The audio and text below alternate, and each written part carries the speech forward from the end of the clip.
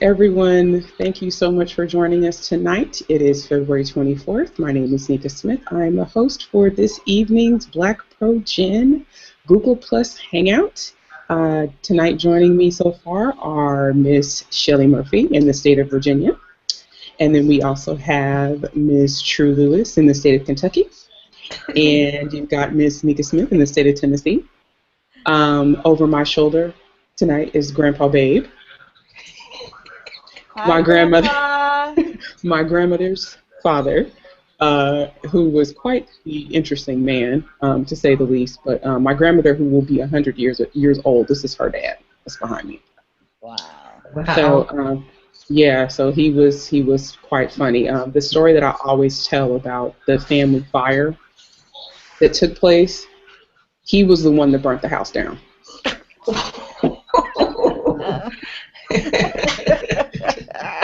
Yes, so blame it all on Grandpa Babe. Yay! Oh my goodness. So we'll probably have some more people joining us this evening. We got a lot to talk about. There's been 3 or 4 episodes of Finding Your Roots since the last time we had our hangout.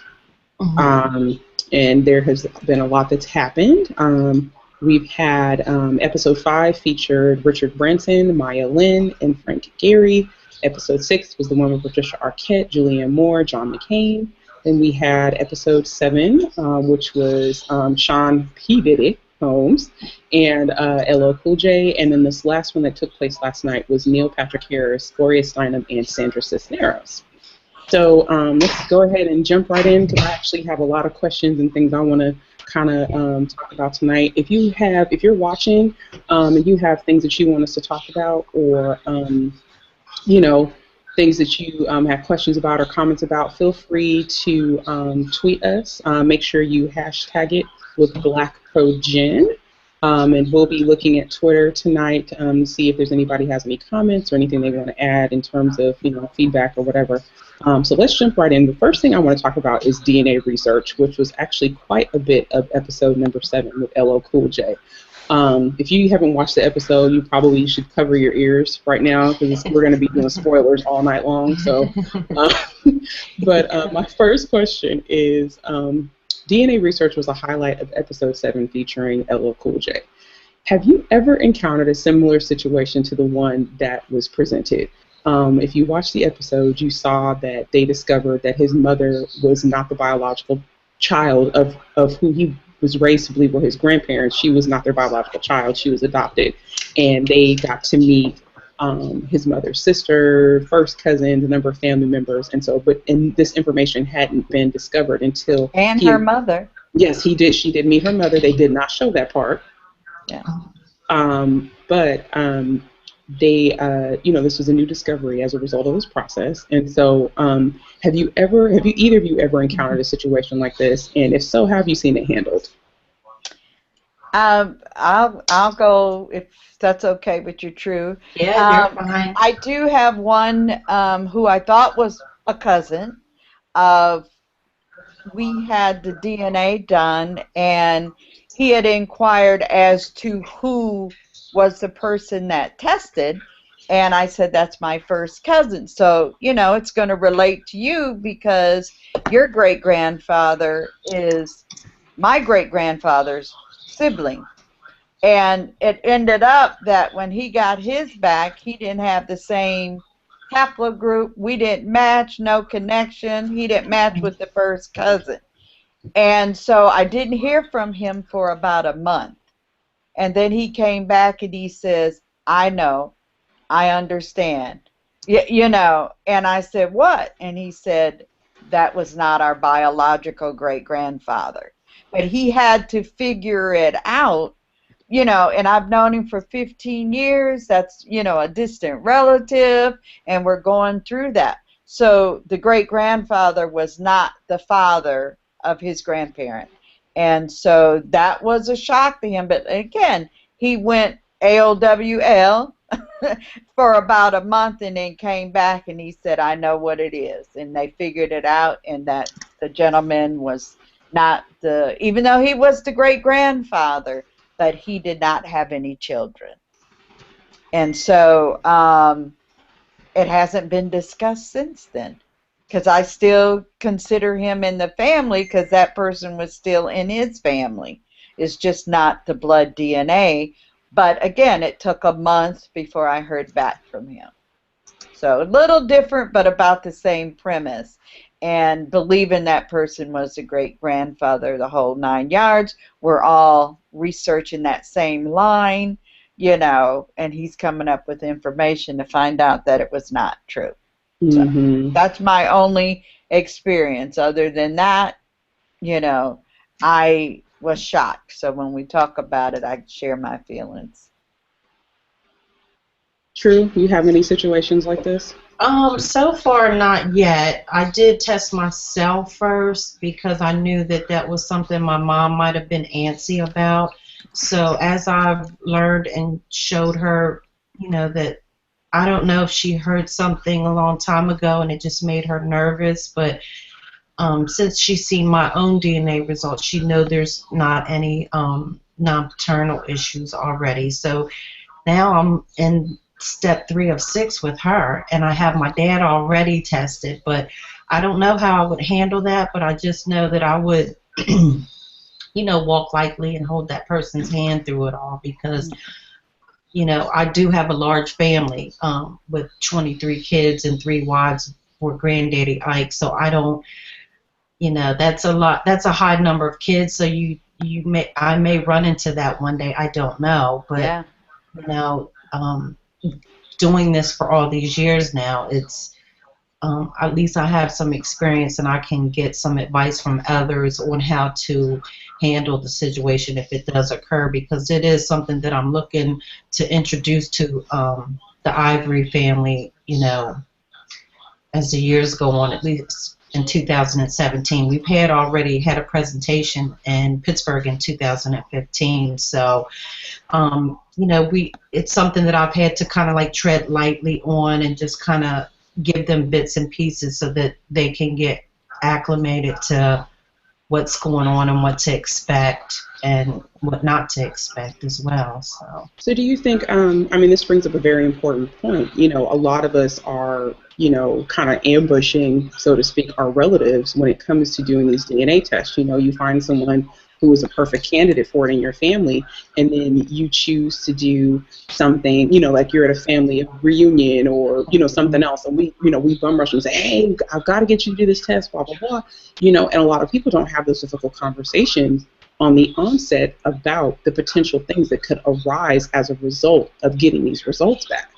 We don't know what type of conversations were had with this particular family member about their parentage, whether it be their mother or their father or both of their parents. We don't know those things.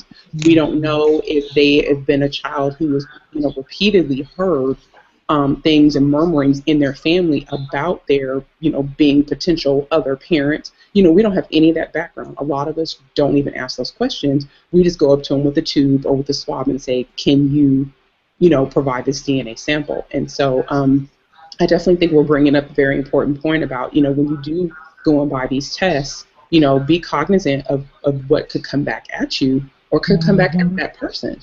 When those things happen. Miss Angela, the question I asked, and welcome from Maryland. I love your little headband and to the side. I joined you with the red tonight. The question that I posed right now is, I talked about how DNA research was a highlight of episode 7 with LL Cool J. And I talked about how his mother discovered that who she believed were her biological parents were not, and that she was in fact adopted. Have you encountered a similar situation? And if so, how have you seen it handled when it comes to DNA and genealogy? Oh, we can't hear you, Miss Angela. Is your mic on mute? Let me mute mine. Yeah, do you have her muted? No, but I'll check. Nope, she's not muted. Oh, she's going to go grab her headset. Okay. So something else I also thought about as well, and maybe this is something we need to blog about, is sort of like if you plan on testing additional family members, here are the things that you need to talk about when you administer the test. Common thing, prior to, like, okay, this is how long the results are going to take to come back. Here's who's going to have access to the results. If you want to see them, because a lot of us are very territorial over these things because we're using it for genealogy, purposes primarily. Some people think I bought the test, I have control over the information. Well, that's someone else's DNA. And so that's like us walking into, so let's say somebody is a dialysis patient and they, you go and get your blood, transfused or whatever you're doing, with dialysis. Whatever the byproducts are that you leave behind, the hospital discards that, but technically that was your property because it was on your person. So, granted, this kind of legalizes the whole, genealogy and DNA testing, but there's still, in my mind, we probably should, would probably be a good blog post to write about, maybe the 5 things that you should talk about before you administer a DNA test with your family member. You need a plan. You know what? I think you need a plan. I think us as a group, we need to establish that, and then all of us blog it out. But I think it's an excellent, you're making an excellent point, that because we really don't know what's going to come out of that. We're all making assumptions, but you never know. And especially, we're linking back to somebody in the past, possibly, that might not be there, but the current person might assume that. And again, I think you make a very valid point that needs to be done. And I think if we could come up, and I don't know if the ISOGG or ISOG, if there's something, maybe there's some questions or things that are already up because they have some standards. And that might be something to look at. But I think it's a valid point. All of us have blogs, and I think we'll be able to educate, to help inform people a lot better if we all send out the same message, consistently. And so it might be something, this group that, since we meet on a regular basis, come up with, the top 5 things need to be discussed before taking a DNA test. And you, as the genealogist, I think it's your obligation to pose that and present that to whoever you're getting the test for. That's your obligation, because we're working on that end. It might not be our information, but we're asking someone to do it, and a lot of times we're the one paying for the test. So I'm just following through with what you're saying. I just think it's an awesome idea. Something we probably need to do. I think it's something that needs to be done. And the other thing I would say is, I've seen people be very territorial over these tests and the results, and I get it. You spent your $100, you spent your $199, or maybe you fundraised. I've seen a number of families fundraise. My family has fundraised for genealogy DNA test, and but at the end of the day, the person who provided the sample, it's their data. It's their data. It's their data. It's their sample. And it's almost it's kind of like you're driving a car around, but your name's not on the title. That's right. So you don't really own it, and but at the same time, we're utilizing it. They're giving us permission to do so. And are they aware of what they're giving us permission for? And the trust exactly. factor. And that's something I had to, as I was going through this with my own self, I had to put all those things in check before I even started asking. And you're right, it's still that little ethical and moral obligation to family members, and they've entrusted me to to hold their information and their kids. So that's something that I don't cross the line with, and I make sure that they have access to it and that they can come to me at any time. But I don't do anything without their permission, and it was kind of like a learning curve. I had to pick up all this real quick on what I was going to do, because there were going to be other people behind me following me. So.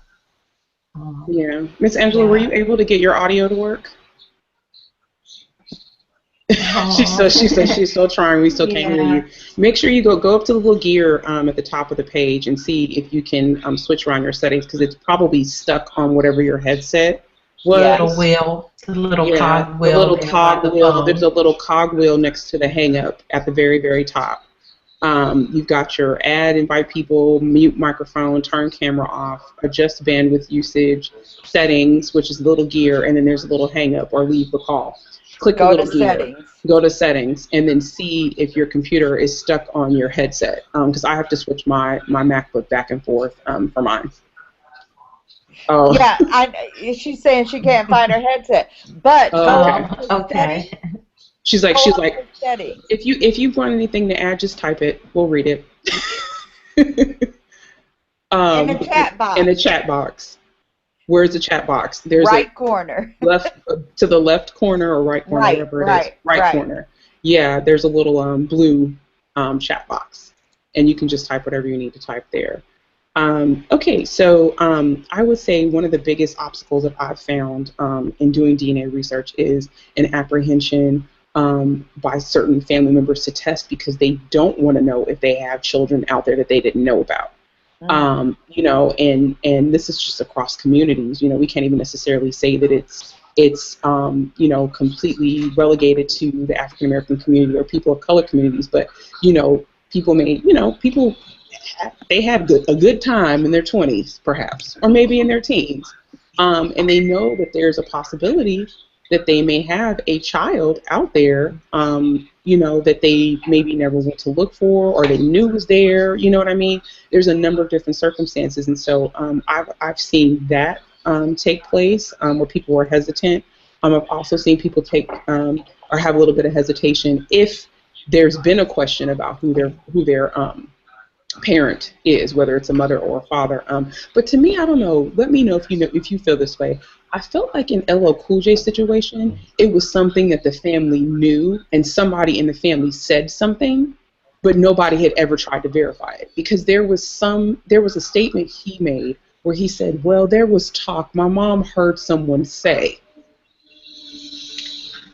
Um, Maybe I that was in misheard. my, I don't know, I can't remember that part, but I know there were always whispers about me and my situation because my paternal grandparents legally adopted me. So, you know, as I was growing up, maybe between kindergarten and maybe fourth grade, I would hear that, but they didn't actually know if I knew it, but they would say something out of term. But I was like, I wonder, do they really know? I already know that, you know. But there, I can imagine those little whispers here and there, you know. Which, And I mean, that's yeah, black. I hate to say this across the board, but that's just black family. we just do that little, Just those do little that. whispers. You know, and it's always, well, you know, that ain't really her dad. You know, like the people they lean in, you know, and they say that, and like the child, you know, like the child doesn't hear you or like recognize, you know, it's just, it's just, yeah. Yeah, Miss Angela said, she I've been said on the other end of that, so I kind of, she said yeah. that there. She said, yeah. She said that I think CC Moore had mentioned that there was, or someone had mentioned that there was a rumor going around the family. So maybe that's what I'm remembering. But anywho, moving on to the next topic. Let's discuss how you narrow down your DNA results to make new discoveries in your family history research. This was a topic that was sort of kind of covered probably more in depth than we've seen in previous episodes of this series. You know, how they use this information to get that information and whatnot when it comes to DNA results.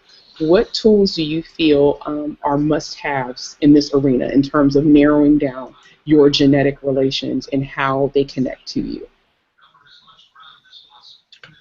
You up. Oh, Me or Angela?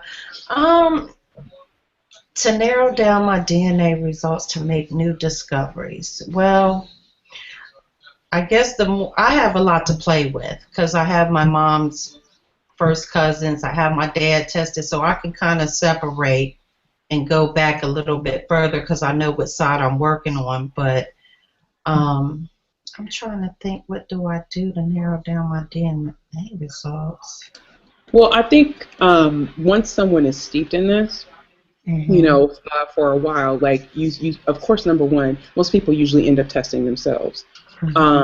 You know, that's usually the first thing, and then they find a closely related family member, parent, aunt, uncle, something like that, right? Because when you get the results, it can be overwhelming, and you don't know which side of the family your relations are coming from unless you have someone as a litmus test or someone to compare results to, and then, you know, to see who matches the both of you, So that's where to my narrow inner down the circle, relation. yeah, Yeah, that's you where my know, little inner circle of testers have came in at, and then I worked myself out.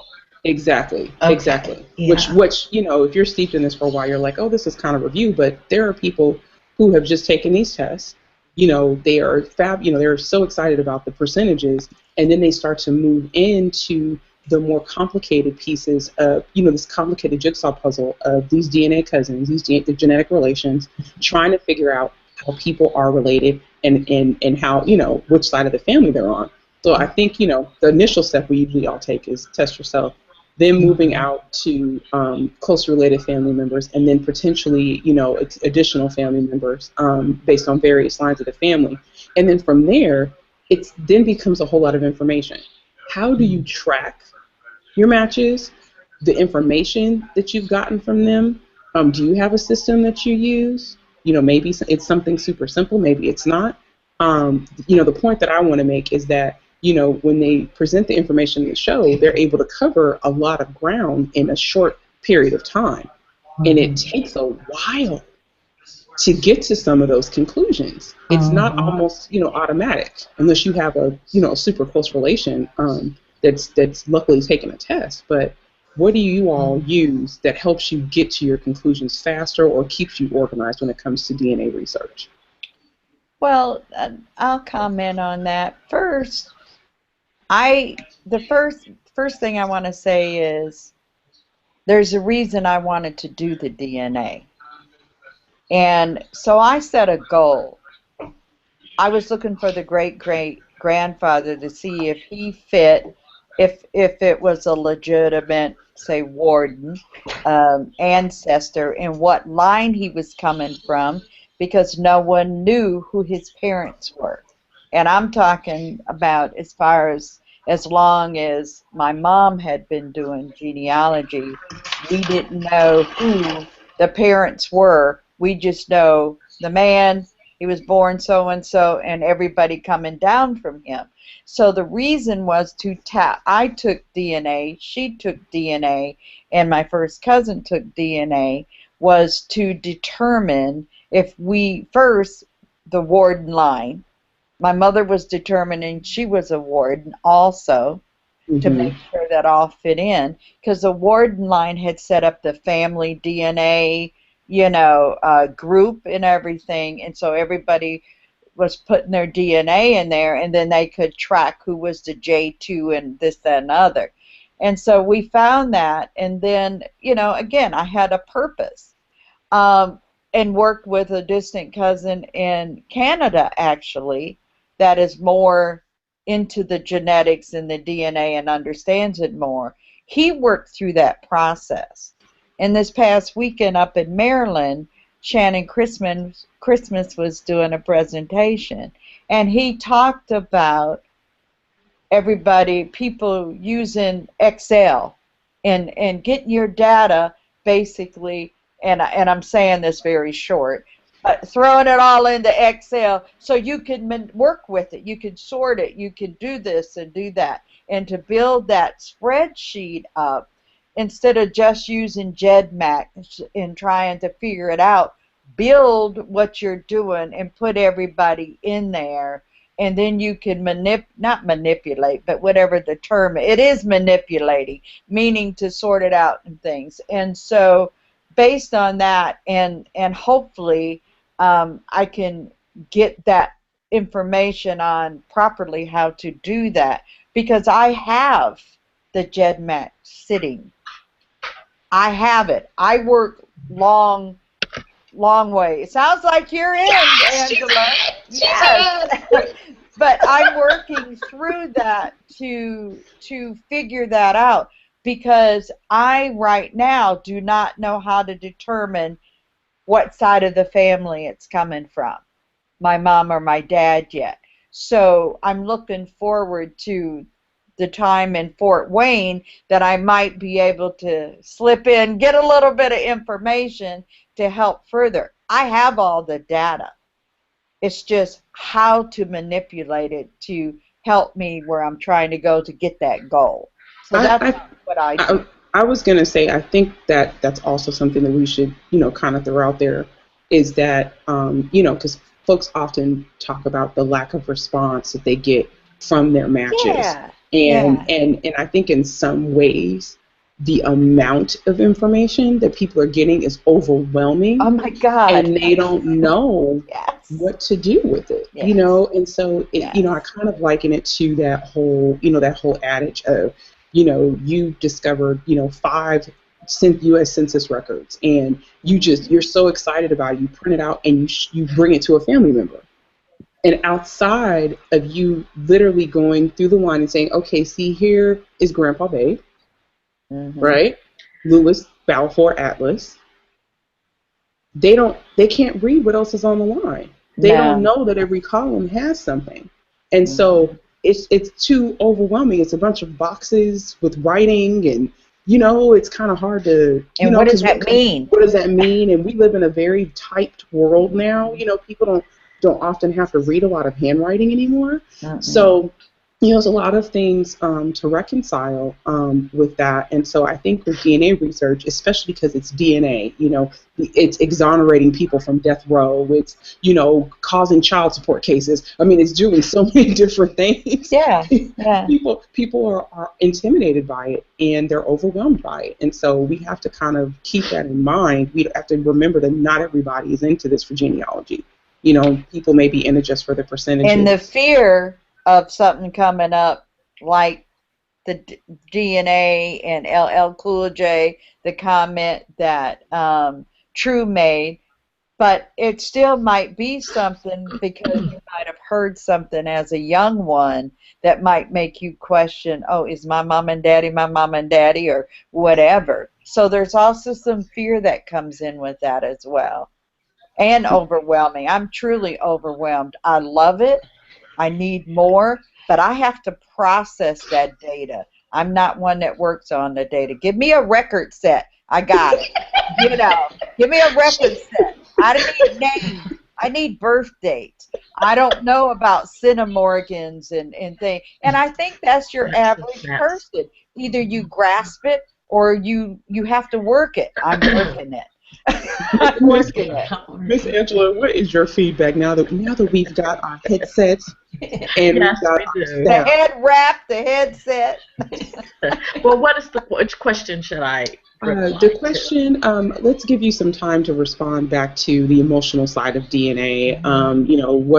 Have you ever encountered a situation similar to the one that was presented by I have a cousin who had a situation where she had called me and we were just chatting, hadn't spoken in a while, and she was saying basically, well, I lost my daddy. I was like, oh, I'm so sorry. So wait a minute. Your dad died 15 years ago. What are you talking about? And so she told me this story. Now, this was not a DNA story, but this is something that had just happened to her personally, where it was a revelation of sorts, but I think now there's been some additional information that it maybe isn't the case, but who knows. But she said that, a gentleman had once told her, who came to visit her mom, this is 20-something years ago or something, and he said to her, I just want you to know, they probably never told you this, but I'm leaving all my assets to you. I don't have much. He didn't have much. He was a poor man who died, but whatever his little possessions were in his little room, he wanted to live to her. Just like, why are you doing this? He says, well, because I'm your father. Just like, you are not my daddy. And she went and asked her mom, and she said, what in the world is he talking about? He is not your daddy. Your daddy's exactly who you think your daddy is. And that was it.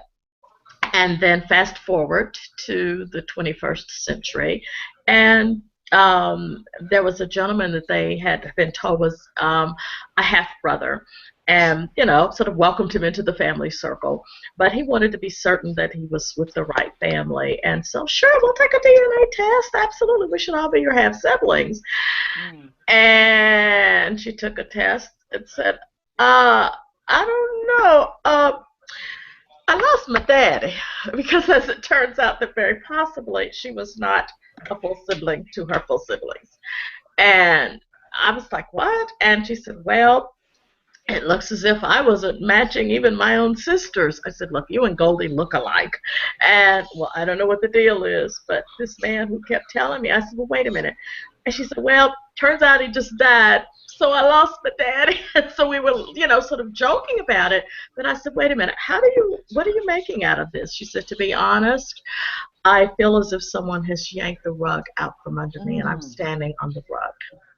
And this is a woman's hearing this in her late 50s, that maybe the man that she knew and loved as daddy wasn't daddy.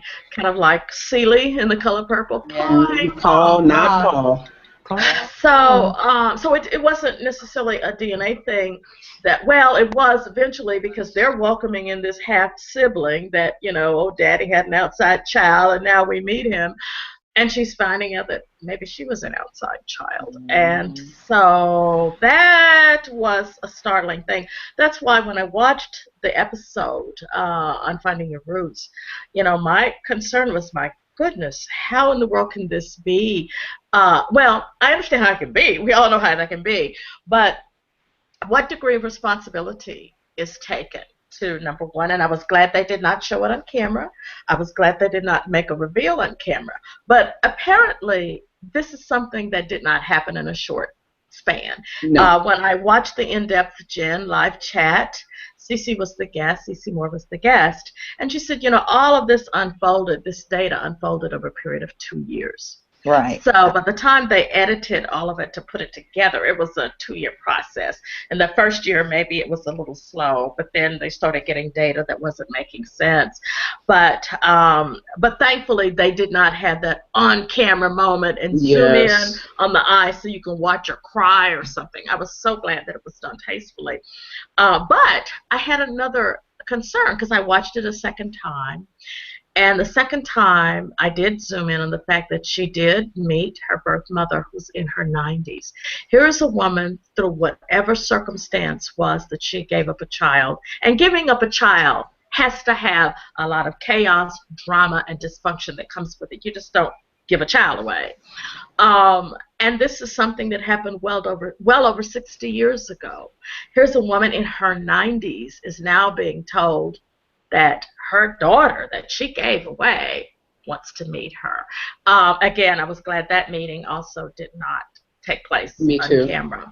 But at the same time, what are the rights? The parent who gave life and maybe hoped the child would have a better life has the right not to be found if that is their choice.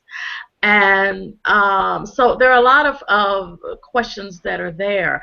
At what point do you let a person know in their 60s?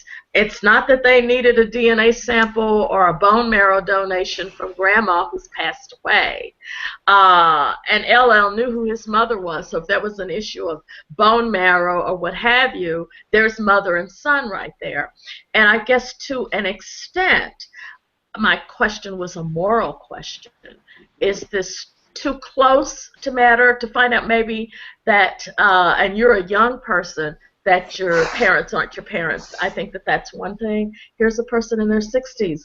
Was that morally correct? I don't know the answer to that, and I'm not saying that it was immoral, but I think it's one of those questions that has to be explored. At what time is there a limitation on the great reveal, especially when the reveal could upset a person for the rest of their life? And this is a woman in her 60s. That's something that needs to be added to what we were talking about, the 5 things, you should do before administering a DNA test, definitely talking about the great reveal and what that means. And I guess it's a tough one, because one of the things that she said in the program was that she was surprised to hear that it was her mother. She kept saying, it's not my father's side.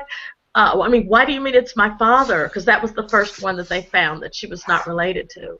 Because she had heard her over the years that her mother was not her mother. But what do you mean? My father as well? So she was almost willing to hear that her mother was not her mother because she had heard that from childhood. But her father, that was totally new. And what's the impact of that? I mean, that's a family issue. It's not our business to know that. But I'm asking the general question: what is the impact when the cameras are turned off? And Mm-hmm. because I could tell when the aunt met LL Cool J, the half sister. Oh, I watch NCIS all the time. Now I know I have a nephew there. She didn't seem like, oh my God, my nephew, let me love you and whatever. It was just kind of, yeah, now I know I have a nephew. There was no joy. And as I Oh, said, I took it as she was excited the way she was doing it. I didn't see the excitement, but Yeah, maybe there was. I It could be did. just I me. did. I I didn't. watched it 3 times now. I thought Okay. she loves NCIS. 10 Yes. o'clock on Monday. Yes. So I Yes. took that as something positive, and now Well, I'm she loves the show, but I guess I didn't necessarily see the joy of, oh, wow, and this is my nephew. But that's just me. But I think the point is, though, when the cameras go off and Mhm. everybody goes away, now what? And in addition, we're not talking about, yes, well-known actor, millionaire, da-da-da-da-da, regular people. I understand that one portion of the relatives were upset they weren't on the show. That's, a different type of thing. But um, uh, it's a tough one. It's all untreaded territory. I guess we're all learning, but and I'm sure they are too. But it was interesting. Anyway, I would just like to piggyback a little bit on the statement about when the cameras go off. I often wonder in these situations, it doesn't make it easier for people to accept if the person who they are finding out they're related to is famous.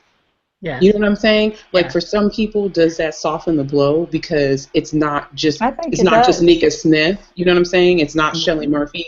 It's Mhm. Beyonce or whoever it is. You know what I'm saying? Mhm. So I often wonder, does it make a difference if the person is famous? Does it not? I it's a think good it does. question. It's a It's a good good question. question.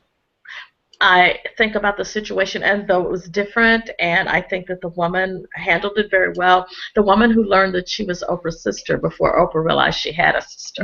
We were talking about that, Yes, and remember? I spoke about that, but she was a Yeah. very, very good woman who Yes. said she knew for 2 years that she was related to And her. her children too. And her children who said, "Ma, look at this.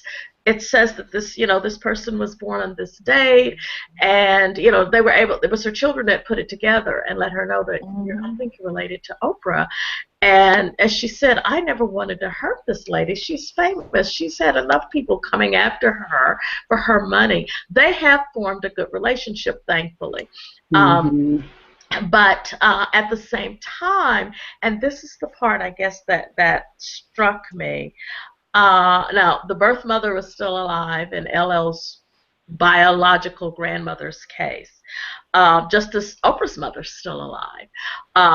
Oprah's mother had a secret, and there was an aunt, a sister, who knew, who was going to take that secret with her to the grave until it happened to have come up differently, a different route. Hmm. And wow. Um, And and I Mama guess knew. and well, that's the. Oh, of course, Mama knew. She was the one who had the Right, but baby, never told Oprah. but never told Oprah. I have a feeling there's probably another child out there, but that's just me. But I think that here's this lady in her 90s at the same time who had a right to her peace and privacy. I was glad they didn't put her on camera because there are two questions. One question, why did you give me away? And the other question, the other two people with the answer are deceased. Why didn't you tell me? Mhm. And so that has to be a little bit difficult. And there's always someone who knew. If you read the book by Bliss Broyard, when she learned her Oh, father was yes, black, yes.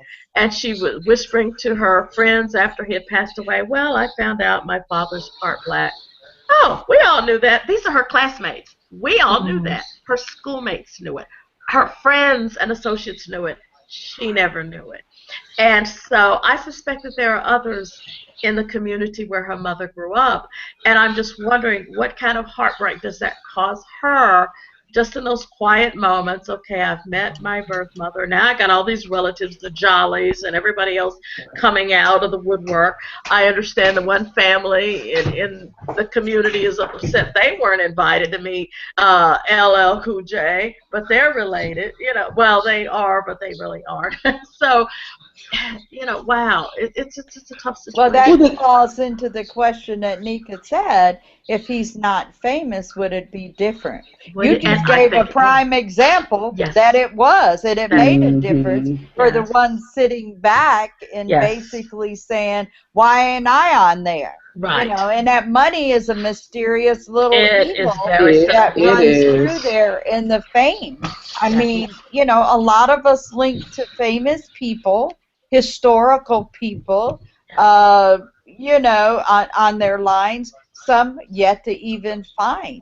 I can toot and wear my DAR and Mayflower and all of that stuff. But again, what is the purpose and who am I benefiting? But the main thing is I need to pass that down. I'm not necessarily got to tell y'all, but my Yeah. family needs to know this. That's true. Yes. That's Yes. my role, Yeah. in helping I make wonder the as well narrative. too if they chose that particular side of his mother's biological lineage because there was someone notable on that side of the family, being either it was the aunt or the first cousin who was one of the organizers of the Black Panthers.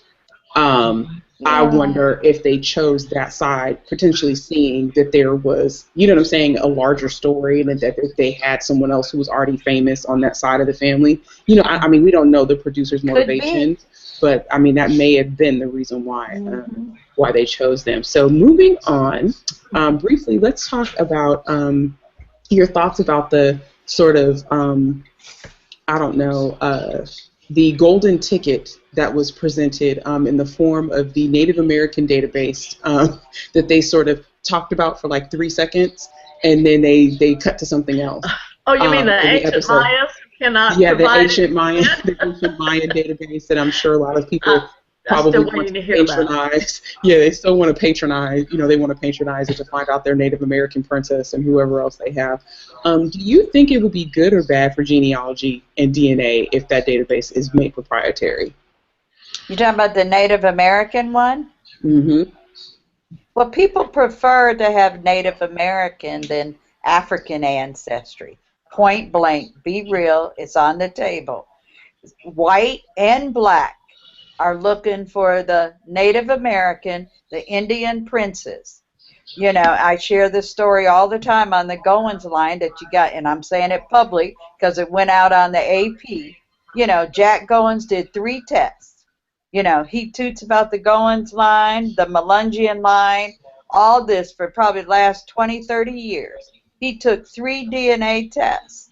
They all showed that African ancestry in the Goins line. His Goins line, of course. But all the other ones, it also shows up. He's still denying it. You can Google that, Jack Yeah. Goins I've seen it, Melungian yeah. DNA.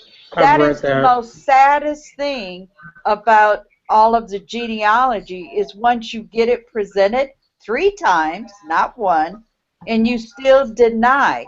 There is something about people in having African or African ancestry that either it's a scary thing for them, it's a bad thing for them, or they don't want anything to do with it because they thought they were something else. But again, a Native American is a people of color as well. So there's a lack of understanding a lot on my part. I have some Indian in me.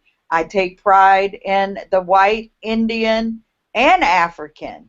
And again, it's just one of those hard things, just like the DNA. There's an emotional side to it. And people, you cross that line, jump into that DNA, and you start hanging that out there. You got to be prepared for what's getting ready to come because DNA does not lie. It is coming with the fact. I The think that facts. most importantly, though, when we hear that expression, oh, DNA doesn't lie, it doesn't lie, but DNA doesn't always talk. Okay, it may not lie with what it reveals, but it doesn't reveal everything. I've yet to find Mm-hmm. any lead of any kind from any DNA, and I've taken National Geographic, Family Tree DNA, 23andMe, African Ancestry, that's at least 4. I've yet to find one new clue about anything. Never have, probably never will, but no. And I do talk and communicate with my closer matches, but my closest matches are fourth to distance. Well, I think I do have one who's third to distant. And in more likelihood, it's probably distant as opposed to third. And But why do you think that? Why do you think you don't have I don't more have matches? any. Well, I have no first cousins. Never did. Okay. Have cousins. But that's a logical reason. Okay. You're giving the reason why. Okay. My grandmother had 3 sons and only one had children. No, I'm agreeing. I'm saying that's why, or True said something about 23 kids or whatever it was. She's going to have the matches. You're not going to have them because I probably never will have a match. My mother was the only child. She had no siblings. That's right. So again, no first cousins. A handful of second cousins from the Bass side, and that's it. So I'm never going to have a match, and it's kind of disappointing because some people find a new match every day, and we hear about it. We're not going to call her name out. But and yes, I'm jealous. I would love. I never had cousins to play with either. They all had. But here's the thing, though. Something I think that should be said, though, is the fact that before you took the test, you had the knowledge that you didn't have that many family members. Yes. Well, no and yes. I know I don't have first cousins, but before I took the test, well, first of all, I never necessarily knew what the tests were going to provide initially, except African Ancestry or whatever, because that was a different type of test anyway. And the deep ancestry with National Geographic and Family Tree DNA and the haplogroup. Okay, that's cool. That's kind of neat. I was happy as a bug in a rug until people started having this cousin fallout thing. I'm like, what cousins? I always wanted cousins. I never had cousins. Oh, I can get new cousins? Cool. Haven't found one yet. One that I didn't know of. And I've communicated with people, and I found out that I've done more genealogy than they have. They have kind of, just limited families. And no. And so that part is disappointing because, again, 5 or 6 years ago, nobody was in the I got a new cousin game because it just was not that prevalent. Not as many people were taking as many tests as there are now. It's nice to hear about it, but I didn't take it with the intention of looking for cousins, only until I started seeing everybody that I know finding new cousins. Why can't I find a cousin? That's not why I took it. I'm not looking for anybody, but I sure wish one would fall out because some people, hey, I just got a phone call. This person's an adoptee, and they're a first cousin. Wow, that's nice. What can you say? And it's happening all the time. And that's not whatever even prompted me to ever, take a test. I'm thinking of doing Ancestry this time to find a cousin, but I know I'm not going to find one. And that's not, that was not my motivation. I hold out hope for you. I state this publicly all the time, but I always say that Miss Angela is going to have like the biggest bombshell DNA I agree. Story because everyone else is always finding these cousins, and it's like she's storing up all of her, minor cousins for like this big cousin. I'm waiting for Uncle Cephas's. Well, actually, I had met Uncle Cephas's descendants. One lives in Washington, D.C., and that had nothing to do with DNA because it was found through just old-fashioned research. But that's the key, Angela. What's the key? On that. That people get taken away by the DNA and they basically stop doing the real research. Absolutely. That kind of hurts a little bit on the hard work. Well, it hurts because some people have cousins, popping out like, just like sprouts. And it's like, really? Oh, that's so nice. And I mean, not only cousins that, oh, yeah, I figured it out. That was great-grandpa's brother's sister who did something, and she moved to Minnesota, and we found her. Well, that's really cool. And then the same person, I just got this call from an adoptee who found out that they're my first cousin. Why don't adoptees drop out of the sky in my lap? No, DNA is not going to provide new relatives, and that should not be the purpose of taking it. That was not why I ever took it. But for adoptees, though, that's their primary goal. Critical. And I can fully understand but they're a totally different group, though. They're a totally different group, and even the people I know who are just the diehard genealogists, they're getting the DNA adoptees. It's like, ring my phone, and hey, I'm a nice cousin. I'll be nice and even invite you for dinner. Well, so, I'll be your cousin. And me too. I will be your cousin. Actually, we need to be sisters because we're only girls in our families. Well, I will put this out there. If you see Angela Walton Raji in your DNA results saying that well, the thing is that contact her. I have matched people who we know. Lynn out in St. Louis, Lynn Campbell. You match him. I match him. We can't figure it out. We never will. We probably match on an unknown white ancestor. Who knows? I mean, I've matched people. Kristen Klieg, I'm not even sure where she lives, but we know her from the genealogy blogging world. We're DNA matches. We'll never figure that out.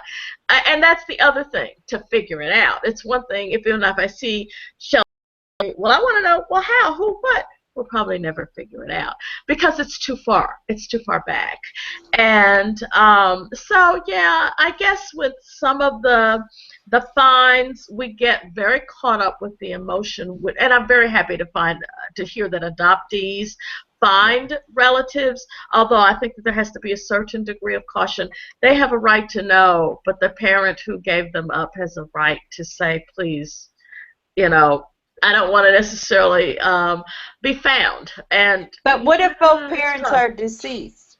And you got a person that's in their 50s, 60s looking for their biological parents. Now they're a grandma now. Looking for and that's what I'm saying. Looking for is one thing. Learning when you aren't looking is another, and I think that's what happened. Right, but they're seeking it out, and they can't find out. Yeah, that's important. And that's I think there's a line that has to be drawn there. There is. There is. Yeah. And I don't know.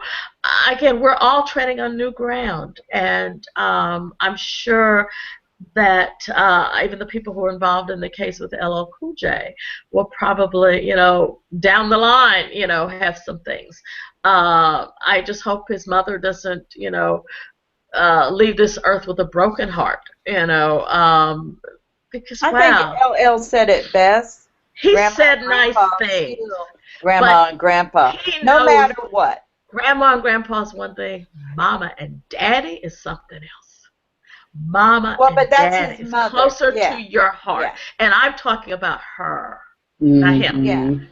Well, I mean, but these I think she's okay. I think she's fine too, but I think these are conversations, moving away from someone famous. Yes. These are conversations that need to be had when we're administering these tests to our family members, so that people are clear what the implications are, and then when the results come back, they're in some ways prepared to deal with a number of different scenarios. So, but kind of touching on what you all were discussing a little bit earlier, in terms of people leaving traditional genealogy and kind of moving primarily into genetic genealogy, and not working both angles at the same time. There were several documents presented during this particular episode that just aired last night, such as a telegram that was directed to Gloria Steinem, and these things could have only been provided by her or her family, right? But they were crucial pieces of information for her family's story. Why do you all feel that searching your home or the relatives of homes is important to obtain these things? You can't get a telegram from your genome. Correct. I mean, let's just put it out there. You can't get a family Bible. So the Centimorgan can't send me nothing. The Centimorgan can't send you nothing.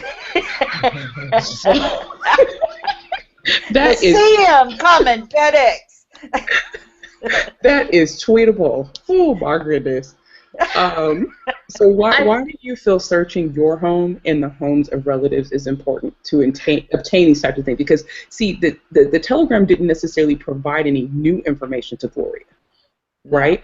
she knew that the telegram was for her. She's seen it before. It's obvious, right? She knows it's from her father. Yes. But it still had information in it that provided a time, date, location. All of these things are very important in terms of tracing a timeline for an ancestor or a family member. So why do you think searching your home or the home of relatives is important to obtain these types of things? Like what do they add to your research? But that's the number one place you need to start. Exactly. When That's as a genealogist, new or experienced, you got to look home first. That repository is 123 Main Street. That's the number one repository right there, because it's not always, and we teach this, it's not always in the public record. A record. That record could be stuck in the Bible. It could be in that little tin box. It could be under the mattress.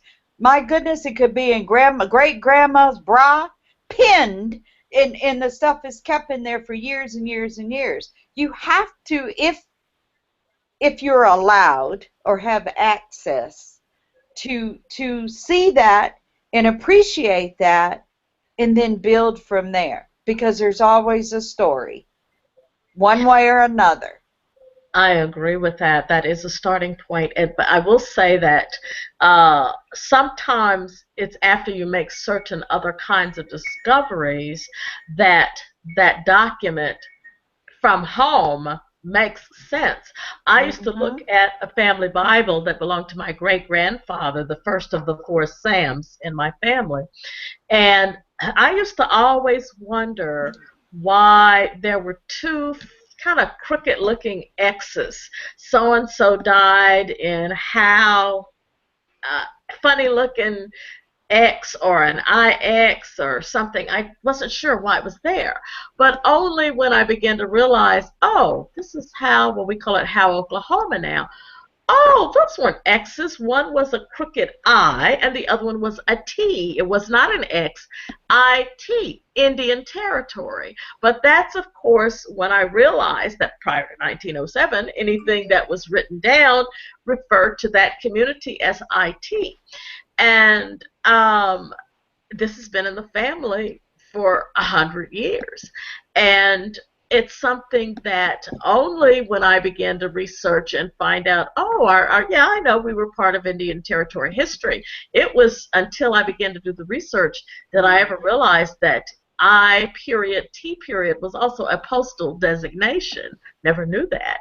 And, oh, that's what that means on that entry in the family Bible.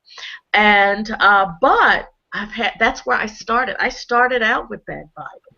And I would look at some names. Well, who is this Lydia talking to? Not knowing it was my great-great-grandmother. Who is this Amanda Hunt who died in 1898 in IT? It was always there. But that was my launching pad. So you're very correct, Shelley, in that absolutely you start there, even if you don't even know what it is you have. You look at it, you keep it, you preserve it, and then you go back to it. I think the most important thing is to go back, to remind the researcher this is where you start, but go back to it. When you find some data, now go back to some of the things you found around the house earlier and see now if some of that makes a little sense now. And maybe once a year pull it out and look at it. Yeah, I would say, but because so many people are seeing commercials and other things, and they're naturally going online first, trying to see what they can find, sometimes that gets done, like later on down the road. And I think people end up missing a lot because they don't realize what's in their own homes, or their homes of relatives. And it's funny because before we started broadcasting tonight, me and True were going through our record collection, our vinyl record collection, and we were talking about how our parents, would write their name on the front of the album so it was their album, and how they would put their address label on the front so you knew that it was yours. It says my record, right? Like musicology, like Prince. These exactly. But here's the thing, though. That gives a date and a time, right? Yes, because you have a copyright date on the album. You've got an address, right? That's establishing a timeline, but the average person's like, well, this is just the old, vinyl record, but I mean, some of my dad had a previous marriage before my mom. Some of his records are labeled with him and his first wife's name. So that gives me a time period from when they were married versus when it switched over to Barbara, my mom. Especially when you don't have a marriage record or you're missing some date. You just narrowed down the time frame of your research based on that information. Absolutely. And I've had two of those occasions where Daddy didn't know. He knew his dad had passed, but he couldn't remember the time period. So what I did for a guesstimation was when the last child was born and when they moved to Pennsylvania where I was at. So that's from 55 to 63. And then I noticed too a lot in my family Bibles that I have from Daddy's sister and him, they phonetically wrote things. It took me forever to figure out that bow and arrow was Bonaire, Georgia. But they actually spelled it out bow and arrow. And it's just little clues like that. And I kept staring at that, and I kept saying, "What is bow and arrow, Georgia?" And then I figured out that's Bonaire. And then that's how I, knew we were in Houston County, and they were older, and forgot that the first couple kids were actually born in Georgia, but we was always from Alabama. So, yeah, your home does have those little. Wait a minute, I got a story for you. So today, at my husband's high school, he teaches at, the kids make lunch for the teachers. The culinary arts kids make lunch for the teachers on Wednesdays. And so, he's going through and they're asking what he wants. Oh, I want some chicken strips and fries or whatever, right? And so one of the kids says, well, Coach, we also have these cakes and stuff, and we have some ice cream alumni. And my husband... Wait a minute, say that again. So what? Then we have some ice cream alumni. And so my husband is like, he says, what do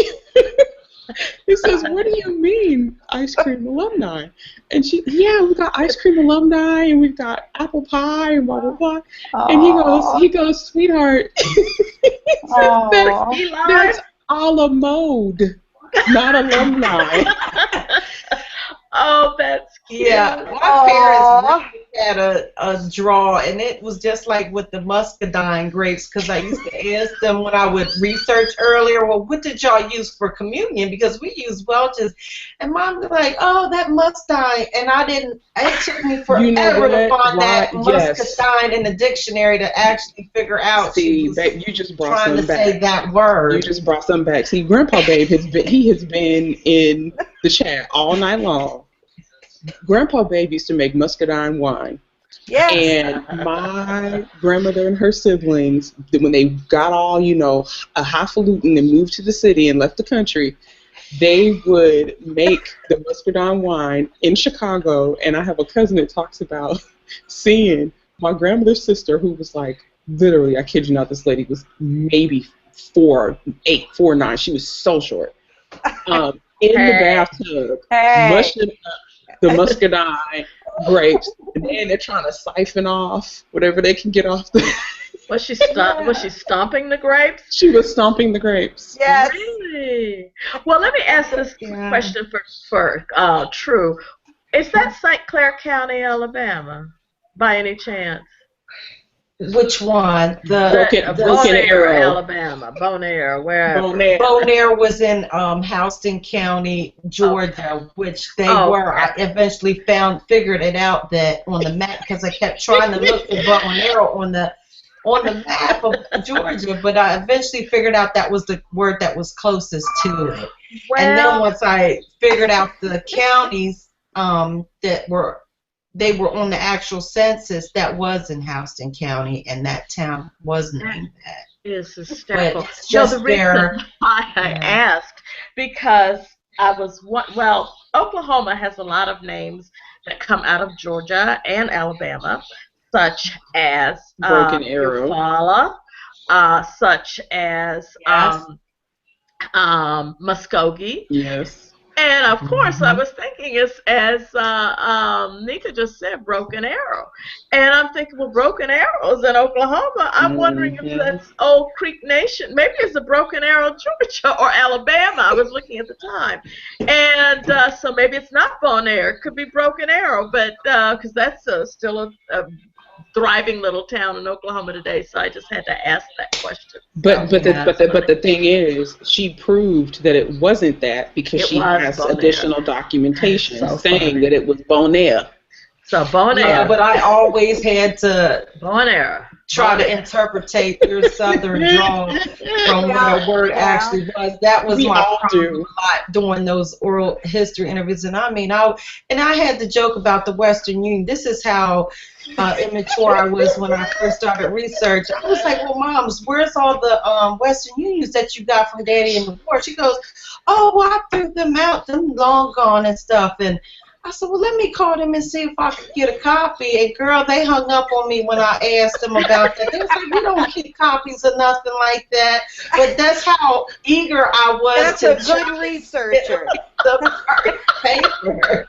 That's a good researcher. You go That's call cool. Western Union. You I find really out they did. got 50 years of telegrams your mom and dad sent.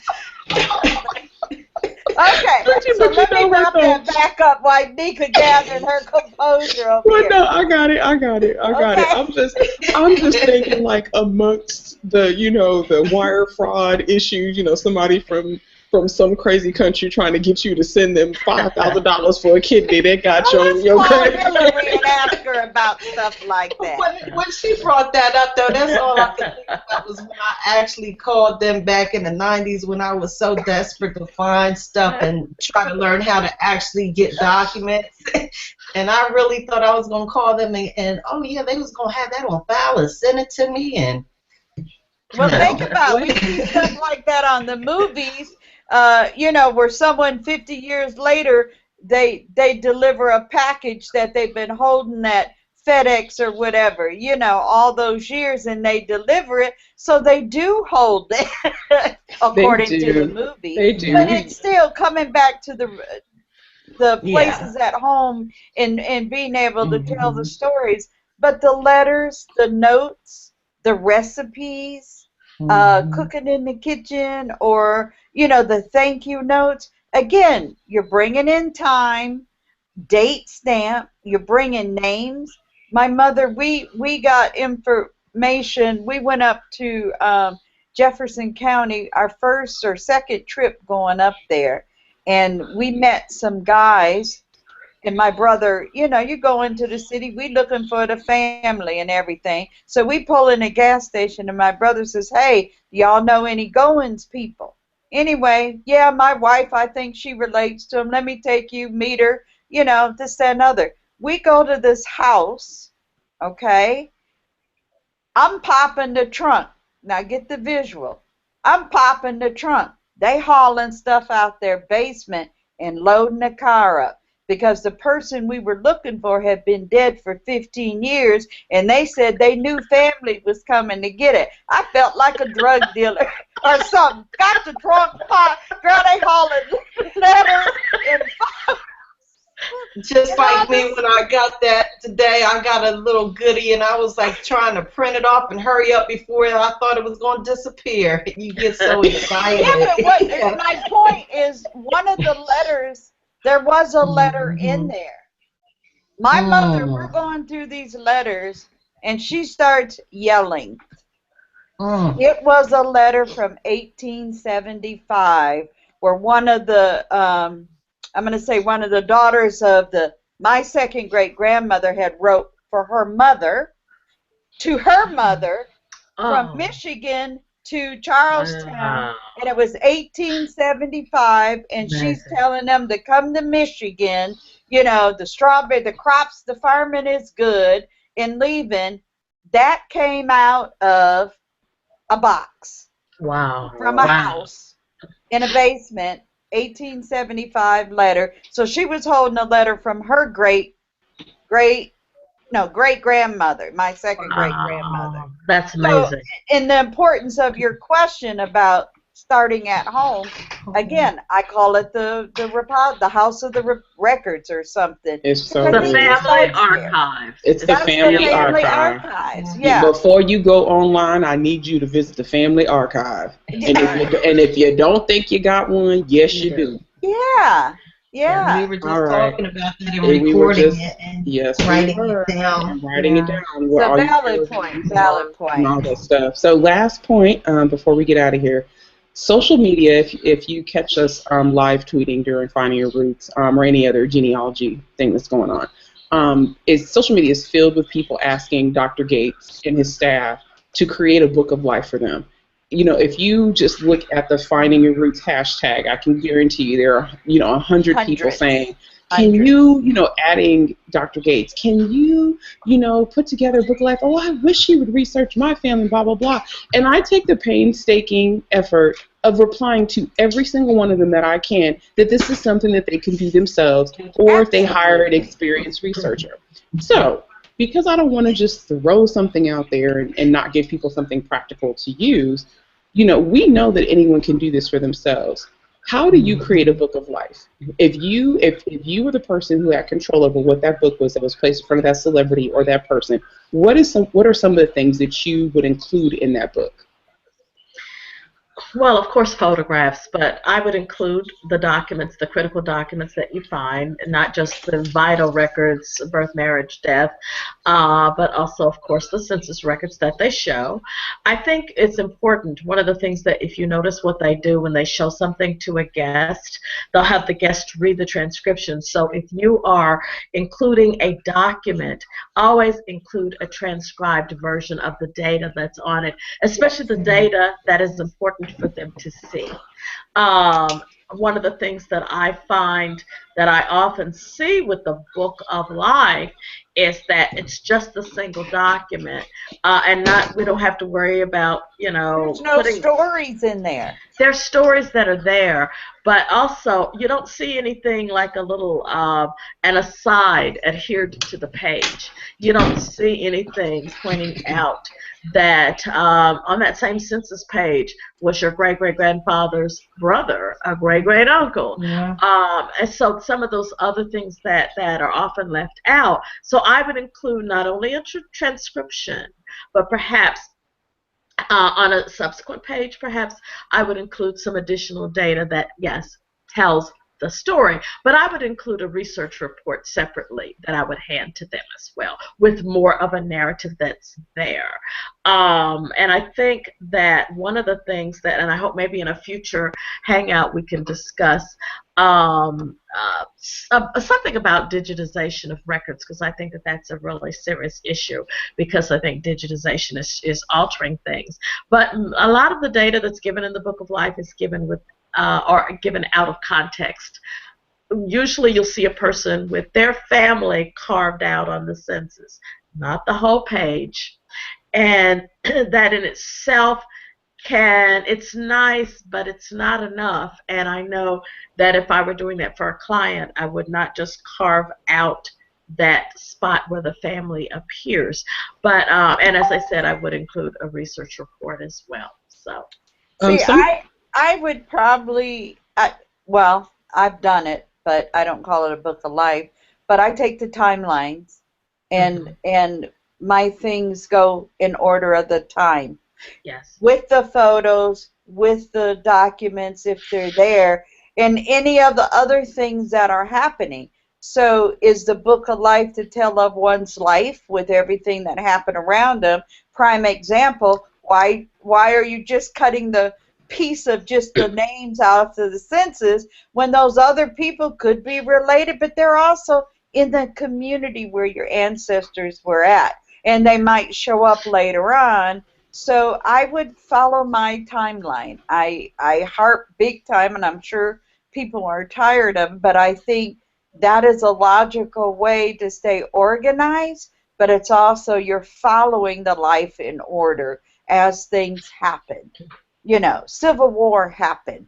This happened. You migrated. This happened. And everything that goes associated that provides evidence, or it could be that there's two stories relating to a story or two versions of the story. So you're following that and you're presenting it coming through time. I think of showing, I don't have grandchildren or anything, but showing a grandchild or a child, well, look, this is when so-and-so, your grandma was born. Here she is in school. Here she is when she got married to grandpa, and you're building the story. So that would be my version of a book of life, following a timeline and building it in the same way. That's Let's see. I was gonna ask True to chime in. Oh, yeah, I'm going through that now. So, and I totally agree about the timeline and bringing in the history. I'm trying to bring in the history of the county and how, events at the time, apply to our family and branch it out with our civil rights and all the different decades. So, and all the history and the community and how, we were, what our place was in that town, in that county, in the county history. So I'm going through that process now. I'm kind of taking bits and pieces of what I did in my documentary, but putting it into a book form. And I did start off with the timeline and what our oldest document was, and put in our church history, the schooling that they attained, from the 1800s all the way up until present day. And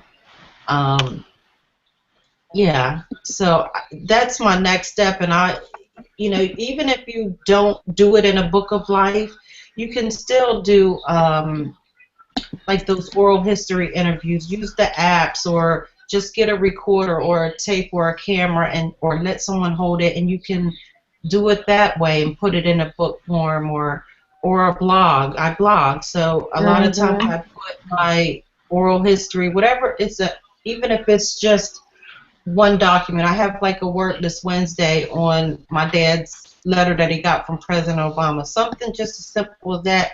One piece of paper will get you started, and then you can, go from there, and you'll know what you'll need to add and what to take out. So I would say I actually just presented on this, what was it, last Wednesday, about repurposing your pieces. If you have a hard time if it seems daunting because you have this massive database of people that you want to capture, the easiest way to write and to get those narratives done is to do them in chunks. And an easy way to do this and then repurpose it later is to pick particular ancestors of interest, blog about them, and then format that blog post into a narrative that appears in your book, maybe precedes or proceeds your research report. I found, this is the fifth or sixth book that I've done for my family. Actually went and got it while you all were sitting there talking. Thing that I think I held this close to me for a long time. I didn't even allow people outside of the family to order it until I actually showed it to people when we were at Maggie. And then several people who were there were like, I want to order this. And I'm like, but why? because it's a story, but also what you compiled helps people to consider how to do that. It's a fabulous example, but people got to see it. They got to see it. Yes. And that was the whole reason why I started doing this, is so that there were little pieces of this, or this particular book is in a million other places in the world, and there was no way that I or Grandpa Babe could burn the house down again with the family Bible in it. Right. And so what I found got people more interested in this book over time was when I added the narratives to the beginning. When I took the time to dissect the lives of our earliest ancestors and didn't just slap the information in front of them in the form of a report that my database creates. Correct. When I actually talked about things that were going on at the time that they were living, and all that other kind of stuff. And even in this book, it's a story. Even in this book, there was a piece that I wrote for a Genealogy Society quarterly that I put. It's about my family that I put in our book. Mhm. Interesting. Excellent. Because otherwise, how else is my family going to see it unless they're a member of the society? That's right. That's right. That's true. And that's That's what right. Good the point. problem I have is you're the family historian or the genealogist, and you have all this compiled information, but you're trying to get it to the masses, to the family. They can't really comprehend unless they're holding and physically seeing or reading Yeah. things. So that's where I ran into the problem with. So that's why I kind of jumped ahead of myself instead of working, doing the book and doing this. But I went to the documentary first so I could get them interested. They needed a visual to start letting them know that it's just not me doing the work. You all are a part of this too, because I can't do what I'm doing without you and the information that you That's have. right. So That's right. that was my way to, get them involved and see that everything I'm doing I'm not doing this by myself.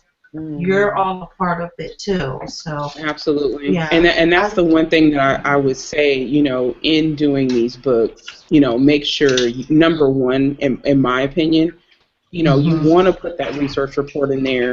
You want to, have all your, all the stuff you want to throw in, the images, the pictures, all that. Right. But you need an index. I Yeah. cannot stress this enough. This looks gorgeous. It looks amazing. When people hold it, they think, oh my gosh, this is just so awesome, right? But the first thing they do, Is go Go to the To the back index. of the book. because I want to see myself. They want to my see their name. name. My name. I want to My see my family name. I want to see my people. And what's so funny is this has become almost a yearbook for my family. So if someone runs into another person with a last name, they go home, they pull And the book looking it up. out, and they say, "Oh, you're on page 333, and your parents are so and so and so and so." And I go, "Did you really pull the?" Yes, I pulled the book out. And then what happens is then I'll get a mysterious order for another one from somebody I don't know, and I'm like, well, who is this person? Oh, well, I told them about the book. So, so that's one of the reasons why, and people always say, oh, eventually we're going to start offering this as an ebook option, but I'm so tied to somebody having this physically in their hand. Yeah, And I like elders that want hand. that. A lot of people Yeah, want that. the elders are, because they don't do all this social media, and that's my hardest part, is reaching them, because they're the ones with all the information. And I'm trying to do two things at once. I'm trying to provide that for the family, but our history isn't even in the county historical society in the library. So I'm trying to, prepare it just not only for the family, but for those locations as well. So you can multitask with this project when you're And you can doing do the primary. smaller versions I was that just about equal to the say, big version. Yeah. And because you're feeling that pressure, True, so you Yeah. can don't go and try to get the big book done. Do it. It could be chapter by chapter, and go ahead and put it in there. Well, you You can know, also or do it could be volume 1A, that's what I mean. 1B, Yeah. 1C, Volume you know one what I to mean? whatever. And so it gets off your hands, because you know what's happening? You're still getting data. all the 2 time. years from now, something that's in the book, you might have found something that you never even thought of, and here it is. And I'm sure, because you're going to have to revise for Yes. something at some point. And Yeah. I heard that in your talk, Nika, something about, or somebody had mentioned about every couple of years we got to redo or recheck or update or something. So instead of taking on the task so enormously, That's what depending I on how keep you want to doing. get it out there, trying to serve two things quickly, break it into your volumes. Well, you know what? Robin Smith of Maryland published a book last year, and she has a blog called Reclaiming Kin. And yes, Well, she took her blog and turned it into a book, and that's it's the book. called The Best of Reclaiming Kin. Yes. And she took her best blog posts, and it's a beautiful book. I don't have it next to me, else I would hold it up. Absolutely beautiful volume.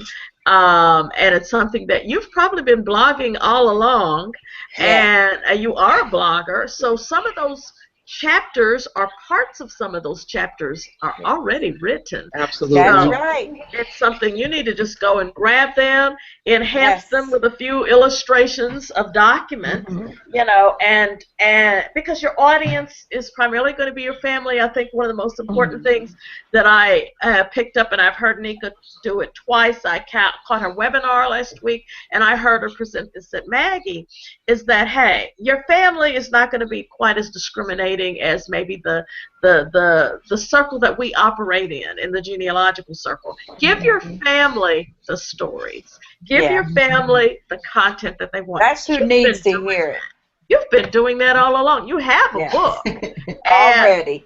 You do. Yeah, and I think one of the things that people often think of is when I do my book, my first book needs to look like the one that I did, but this is the 5th one. Right.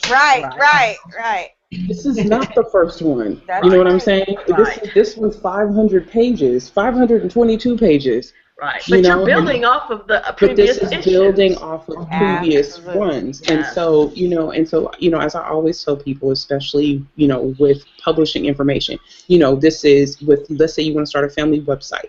This is with a book, anything.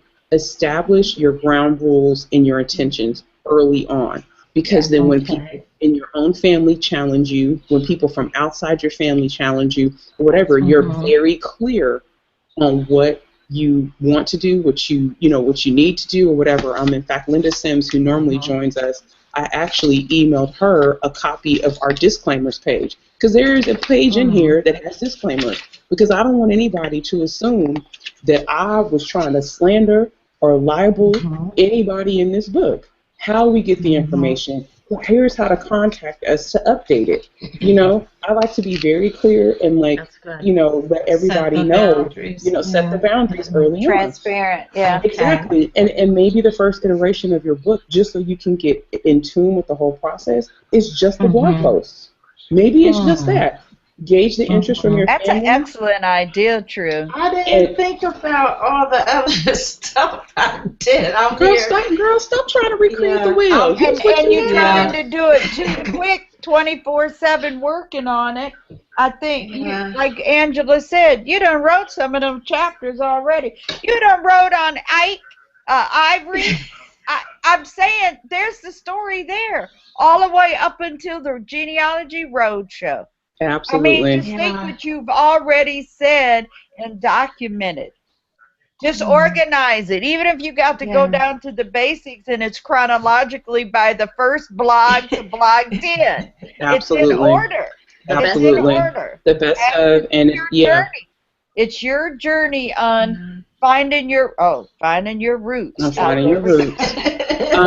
And just as we get ready to wrap up, I do definitely want to plug Maggie, because we've talked about that a number of times tonight. Maggie is the Midwest African American Genealogy Institute. The past several years it's been held in St. Louis, but this year in July it will be held at the Fort Wayne County Public Library, which I can not wait. So excited about this.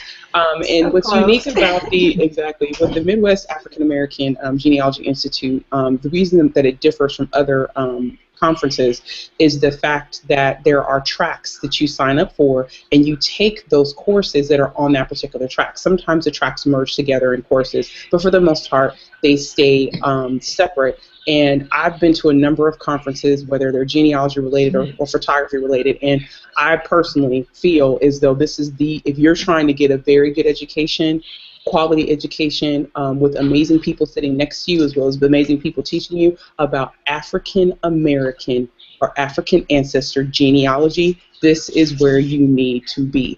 There is not another course. I'm telling you right now, you're not going to find it anywhere else. And I'm not saying that like the only one in the United States. This is the only one in the United States.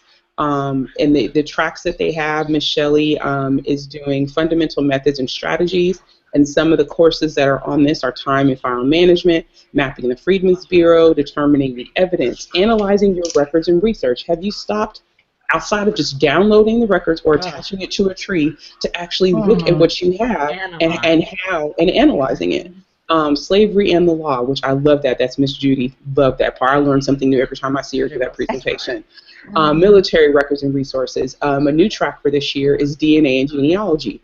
That means you can learn from a beginner's perspective, the genetic network, standards and privacy, ethics, strategies, a lot of the stuff we've been talking about tonight. A prerequisite for this particular track is that you have to have taken a test with one of the big 3 companies, being Ancestry DNA, 23andMe, and Family Tree DNA.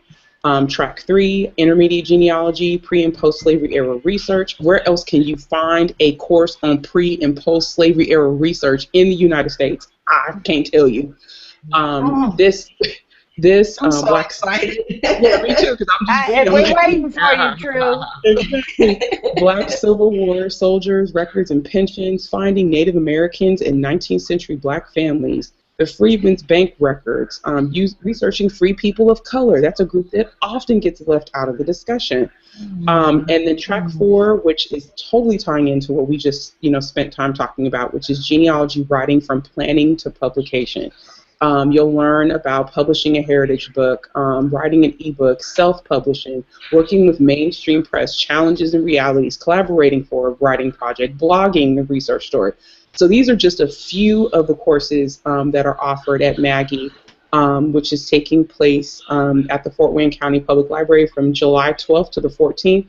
Make sure you visit MaggieInstitute.org. That's M as in Mary, A as in Apple, A as in Apple, G as in George, I Institute, all spelled out, .org to register and for more information. And all of us will be tweeting about this as well. But I'm telling you, if you can only afford to go to one genealogy conference per year, this is the one you need to spend your money on.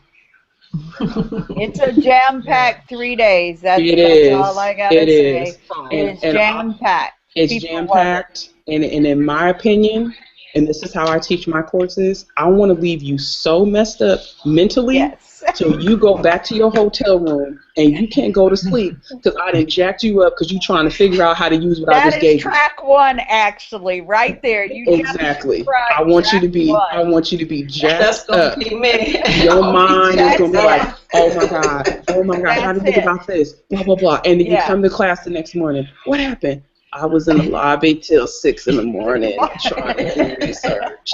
And you love every minute of it. First year, you were sitting there. Was that not amazing? That was amazing.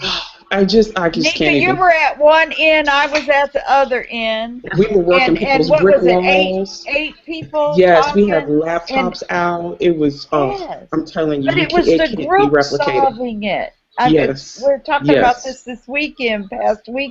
It wasn't me, the facilitator, or you, the facilitator. They worked on that and helped everybody break through the walls. And then we had that amazing connection. We get to the last person. It's almost midnight. The last person, and you got someone that, we could say their names because it was on Angela's podcast. And it was Gary Franklin's turn. And Renata had joined a group. She was helping some people on Find a Grave and hunting down some ancestors. And it ended up that her family and his family had a connection. They were both with the same plantation owner and owner. She descended actually from the plantation owner, and Gary's people, if I remember it right, were the slaves. And all she did was hear a name mentioned. And she said, and that was it. Whoa. And it was a gas. You could follow up, Angela, because you interviewed them. It was amazing. I had them the very next night. I taped them as guests on the podcast, and it really was exactly the way you described it. He mentioned, a family from whatever part of North Carolina, and when he said that, and he gave the first and last name, and she said, "Whoa, wait a minute. Well, I have that name." And then they compared notes, and it was the same family. And do you remember what else? Well, she also ended up, she brought out a picture, and the very next night, she made a connection with her cousin, who's a direct descendant from the slaveholder family, turned the phone over to Gary and said, "Hey, you all meet each other." It was amazing, Wow. absolutely amazing. So, Wow. what can you Wow. say? Wow. I'm But telling you, Wonderful. you will if you go. I'm telling you, you will not regret it. It's going to at all, be at all. amazing, So, absolutely yeah. amazing. So, anywho, just to wrap up, I want to Yeah, make it's been sure great. that it's been an awesome evening. Definitely join us on Tuesday, March the 8th. We're going to be talking about Louisiana and Mississippi genealogy research, how to start. So many people are beginning research online, and what we're going to Mhm. discuss is once you've done the online research. When we're going to talk about the websites and stuff that are go-to things, but we're going to talk about how do you conduct research in Louisiana and Mississippi? How may it differ from other states? What's the best part of the archives? Believe it or not, I'll be heading to Mississippi State Archives next week. Oh, So Oh, excited about Jackson. this. Yes, Mhm. going to Jackson. This will be like the 5th time I've been, but still, I get excited that I have a little card that has my name on it and awesome. everything. We want Anywho. pictures.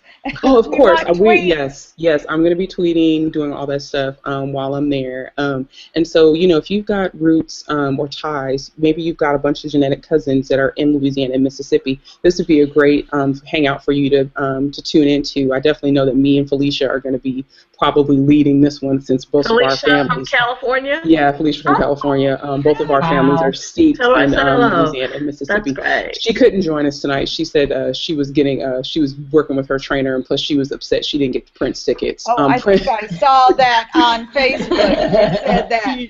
I'd be she upset too. I'd love to well, see Prince again. just a little background. Prince does these pop-up shows Yes, places, and yes. he just decided that he was going to do a pop-up show in Oakland this past weekend. And Felicia is a huge Prince fan.